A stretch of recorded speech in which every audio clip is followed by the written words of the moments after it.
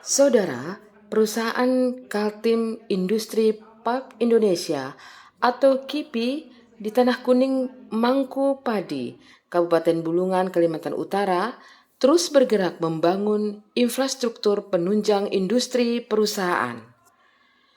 Perusahaan yang diklaim terbesar di Indonesia dan menggunakan mayoritas investasi Tiongkok dan Cina tersebut diperkirakan akan menggunakan sekitar 100.000 karyawan yang didominasi oleh warga WNA Cina dari Tiongkok.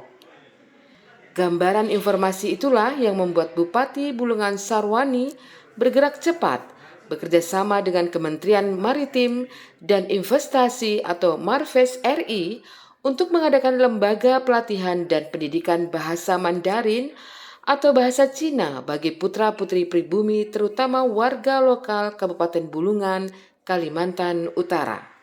Beberapa waktu lalu, Direktur PT KIPI dan Deputi Bidang SDM Kementerian Marves Republik Indonesia bersama Bupati Kabupaten Bulungan melakukan peninjauan ke rumah susun di Jalan Jelarai, Tanjung Selor.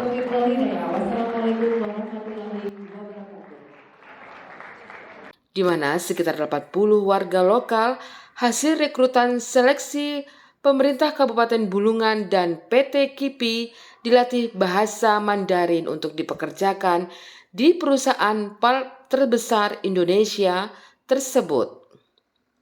Para peserta diklat bahasa dan budaya Mandarin ini beberapa waktu lalu dilaunching oleh Bupati Bulungan Sarwani di Gedung Aula Serbaguna Kabupaten Bulungan, Tanjung Selor.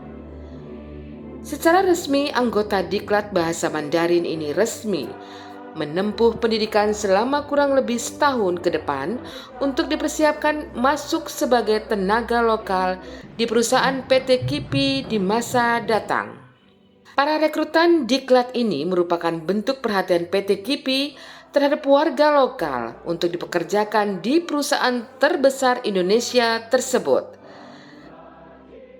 Oh ya, tentu gini ya, kita kan memahami bahwa sejak di groundbreaking, bahkan masih sebelum groundbreaking dan sampai di groundbreaking, kita paham bahwa investasi yang ada di sana itu kan tentu semuanya berasal dari investasi luar ya, terutama dari Cina, dari Tiongkok.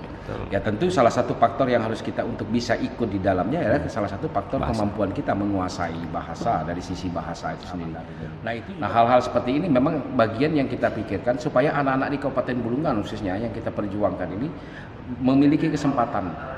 Ya minimal untuk bisa mendapatkan kesempatan itu kan juga harus dibekali dengan kompetensi lah. Salah satunya misalnya dari sisi penguasaan bahasa itu. Makanya ide itu kenapa kita perjuangkan supaya paling tidak kehadiran kawasan industri yang notabene-nya berinvestasi asing dengan mayoritas itu dari Tiongkok itu juga kita punya kesempatan untuk bisa ikut di dalamnya. Secara teknis, proses pendidikan dan latihan bahasa Mandarin lokal ini dikelola oleh Universitas Kalimantan Utara, Bulungan, bekerja sama dengan Universitas Brawijaya Malang. Para peserta didik menempati rumah susun sebagai pusat pendidikan mereka selama beberapa bulan ke depan.